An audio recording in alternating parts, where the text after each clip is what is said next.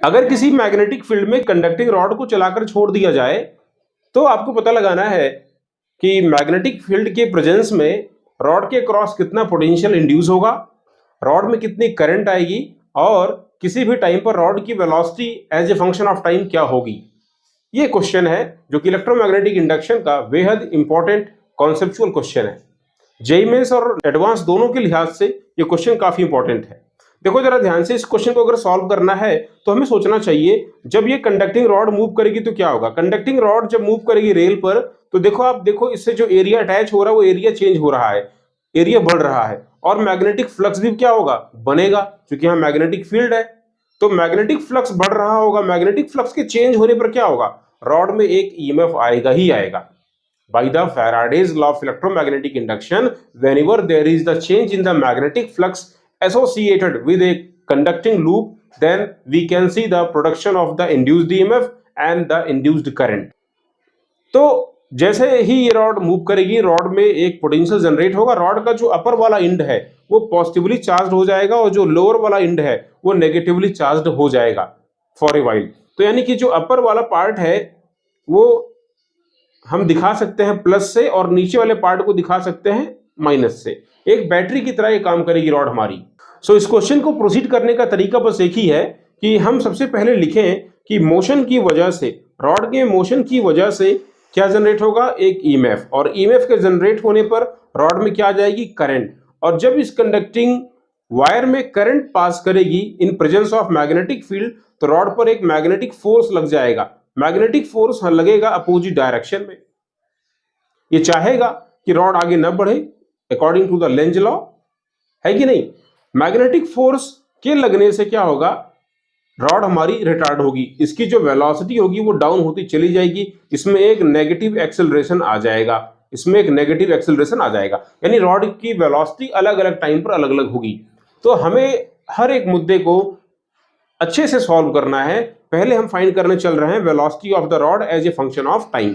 देखो जरा गिवन क्या है, रॉड का मास स्मॉल m है, लंबाई है स्मॉल l। ये दो बातें आपको दी गई हैं यहाँ पर। रॉड को v0 की वेलोसिटी से चलाकर छोड़ा गया है, टाइम है t बराबर 0, t बराबर 0 पर छोड़ा गया है, t बराबर 0 पर इसकी वेलोसिटी v0 है। तो हम सबसे पहले लिखेंगे कि किसी भी टाइम पर रॉड की वेलोसिटी अगर v है तो उसमें ईएमएफ कितना होगा। मान लेते हैं let EMF induced in the rod at any instant, at any time or any instant, small t b epsilon. तो एप्सिलॉन को हम कैसे लिखेंगे, इंड्यूस्ड ईएमएफ लिखा जाएगा VBL, यानी कि बल V cross B dot DL। Rod की लंबाई L है। तो जरा बताओ कि उस टाइम पर कितनी करंट बन रही होगी। So current in the rod लिखा जाएगा, करंट को लिखें तो इंड्यूस्ड करंट। तो भाई सिंपल सा फॉर्मूला है, करंट फाइंड करना है तो बस इस ईएमएफ को, जो यहाँ पे ईएमएफ जनरेट हो रहा है, उस ईएमएफ को लूप के रेजिस्टेंस से डिवाइड कर दो। इंड्यूस्ड करंट I बराबर ईएमएफ अपॉन रेजिस्टेंस R। तो ये क्या लिखोगे इसको आप, VBL बाई R। अब देखो जैसे ही रॉड में करंट आएगी तो करंट आने पर मैग्नेटिक फोर्स लग जाएगा। भाई रॉड में करंट जा रही है, रॉड में करंट फ्लो कर रही है और यहाँ मैग्नेटिक फील्ड भी है, मैग्नेटिक फील्ड अंदर की तरफ इनसाइड है तो मैग्नेटिक फोर्स लगाएगा। फ्लेमिंग के लेफ्ट हैंड रूल से आप जरा पता करिए, फोर्स की डायरेक्शन बैक साइड में आएगी, पीछे की तरफ। तो लिखा जाए मैग्नेटिक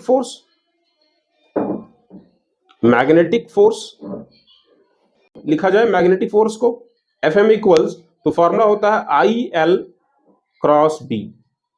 IL क्रॉस B, इसको सिंप्लीफाई करिए, IL क्रॉस B सिंप्लीफाई करेंगे आपको मिलेगा ILB, ये हमको मिल जाएगा। करंट की वैल्यू को लाकर इसमें रख देते हैं तो मैग्नेटिक फोर्स को हम लोग लिख सकते हैं माइनस, क्या लिखेंगे B square L square by R times of velocity.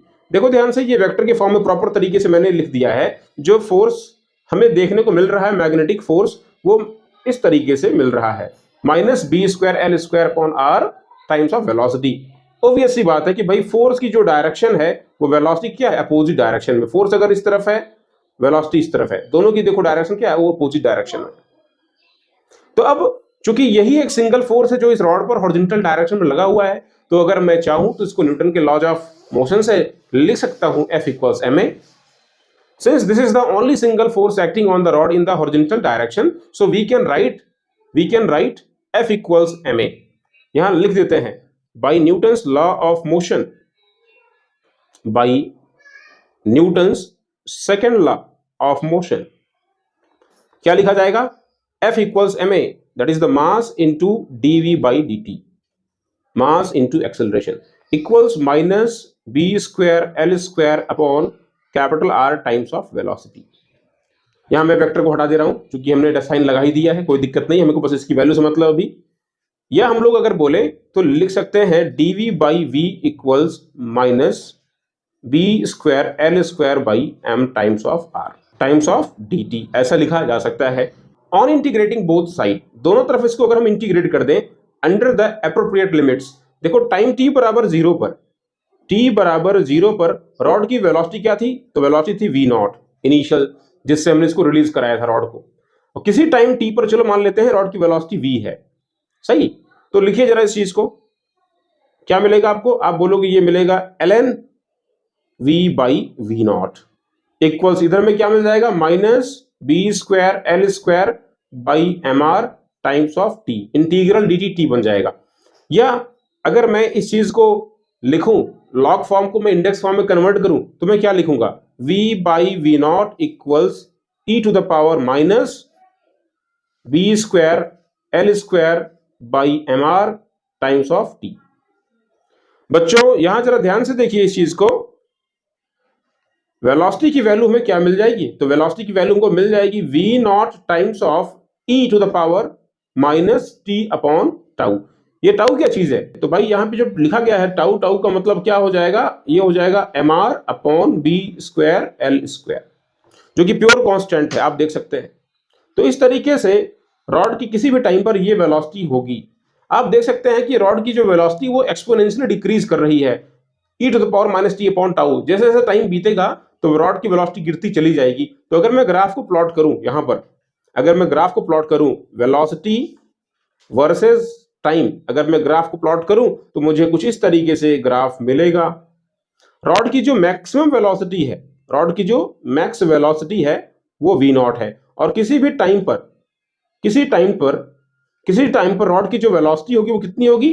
तो v बराबर लिखा जाएगा v naught into e to the power minus t upon tau. याद रखिए टाउ का मतलब क्या होगा? तो टाउ का मतलब है mr upon b square l square, जो कि प्योर कांस्टेंट है। m रॉड का मास है, r सिस्टम का रेजिस्टेंस है, b मैग्नेटिक फील्ड जो कि यूनिफॉर्म है, और l रॉड की लंबाई है।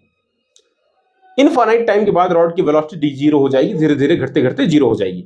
अब जरा पता लगाते हैं कि ये तो बात हो गई वेलोसिटी की, हमें और क्या फाइंड करना है? हमें फाइंड करना है इंड्यूस्ड ईएमएफ और इंड्यूस्ड करंट। अब आइए हम लोग फाइंड कर लेते हैं कि रॉड में कितनी करंट बन रही है किसी भी टाइम पर, किसी भी टाइम पर जो करंट जनरेट हो रही है, और निकालते हैं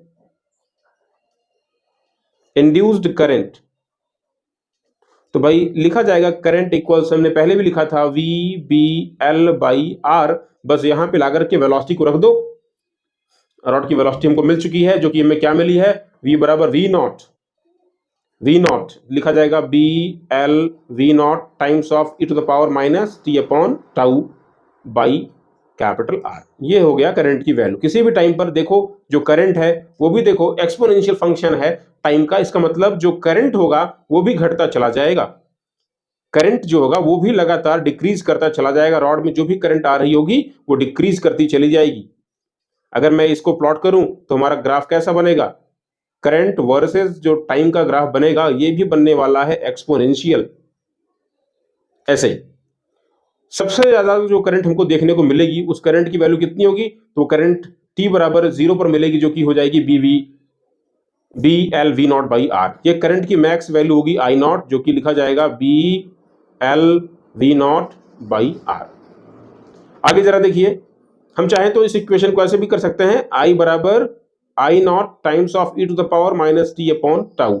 मगर याद रखना कि जो आई नॉट लिखा गया है उस आई नॉट का मतलब क्या होगा? उस आई नॉट का मतलब है B L V not by are. आगे देखो जरा, रॉड में कितना ईएमएफ इंड्यूस होगा as a function of time? किसी टाइम पर रॉड में ईएमएफ कितना आ रहा है? So EMF at any time at any instant. So simple सी बात है, ईएमएफ फाइंड करना है तो E बराबर आई आर, कुछ नहीं बस इसको R से मल्टीप्लाई कर डालो। करंट आप निकाल चुके हैं, करंट आपको क्या मिला है, B L V not by r, b L V not by r times of e to the power minus t upon tau. इसको फिर से क्या करो, R से मल्टीप्लाई कर दो तो रेजिस्टेंस रेजिस्टेंस कैंसिल आउट हो जाएगा। आप बोलोगे हमें ईएमएफ मिलेगा b L V naught into e to the power minus t upon tau.